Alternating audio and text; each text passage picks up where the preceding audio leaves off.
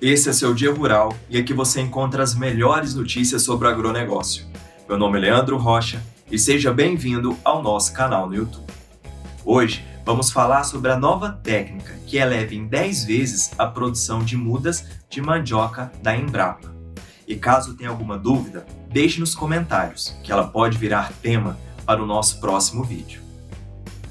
Bom, a inovação contribuiu para solucionar um dos piores problemas relacionados ao plantio comercial, que é a multiplicação lenta e em taxas reduzidas.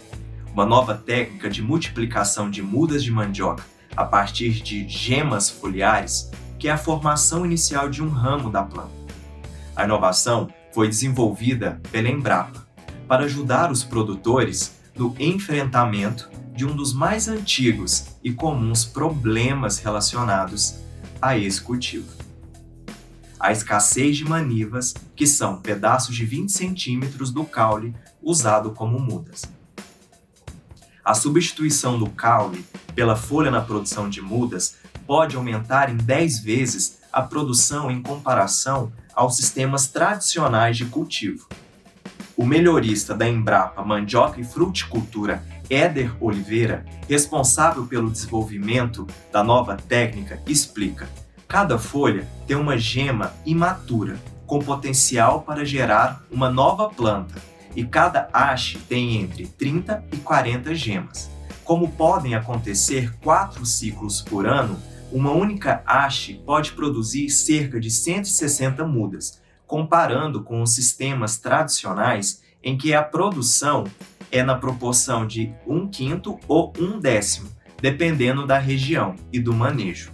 A produção com a técnica de gemas foliares pode chegar a 10 vezes mais que o sistema convencional.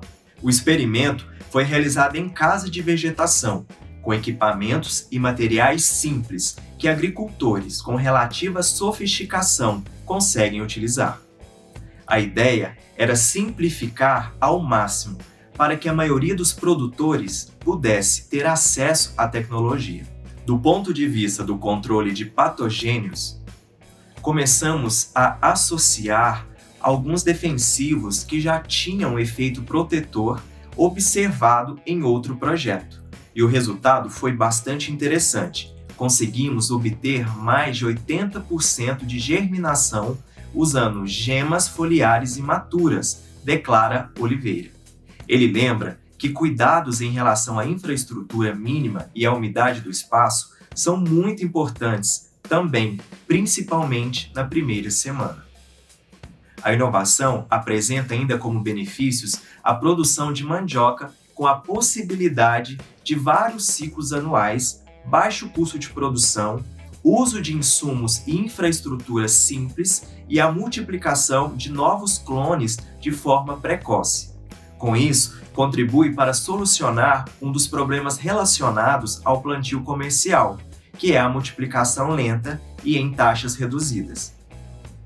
Outras questões que podem ser favorecidas com a nova técnica são a baixa adoção por parte dos produtores de variedades melhoradas pela pesquisa e a pouca qualidade fitossanitária do material de plantio, que é frequentemente atacado por doenças que afetam a produtividade da lavoura.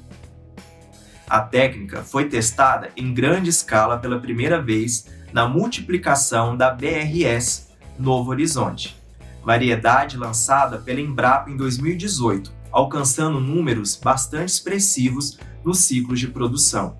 Com ela, a área de plantio na propriedade parceira, localizada no município de Laje, na Bahia, cresceu de 1 hectare em 2017 para 8 hectares em 2018 e 120 hectares em 2019. Reisa Luamar de Jesus, bolsista da Embrapa Mandioca e Fruticultura, destaca como um dos pontos chaves para o sucesso da técnica a mistura de substratos no tubete onde as mudas foram colocadas, cuja porcentagem ideal foi obtida depois de diversos testes. A parte de cima do tubete era só suporte com areia lavada e vermiculita, um substrato mais leve para ela emitir raiz. À medida que essa raiz ia se dissolvendo, ela começava a atingir a parte de baixo do tubete, onde colocamos um substrato mais nutritivo, com terra vegetal e adubo. Heiser explica que dessa forma não aconteceu o fator estressante de retirar a muda da areia lavada para depois plantar em outro tubete com outro substrato. O horário da coleta do material também se mostrou importante. Na literatura se fala em tempo fresco, mas o que percebemos é que além de fresco, o ideal é das 5h30 da manhã até as 8h30 da manhã. Também se recomenda o fim da tarde, mas como a planta passa o dia todo no estresse do sol, vimos que o resultado é melhor no início das manhãs, relata bolsista. O pesquisador da Embrapa acrescenta que no início o material é bastante sensível e precisa de muita umidade. O pesquisador da Embrapa acrescenta que no início o material é bastante sensível e precisa de muita umidade. A gema foliar envolve o pecíolo, parte do sistema foliar da mandioca que liga o caule à folha, que é cortada em 50% com a gema. É preciso garantir que esse pecíolo, com essa folha, se destaque da brotação o mais tardiamente possível. Se ele se destacar da geminha que fica no substrato, praticamente se perde a muda. Esse é o grande segredo.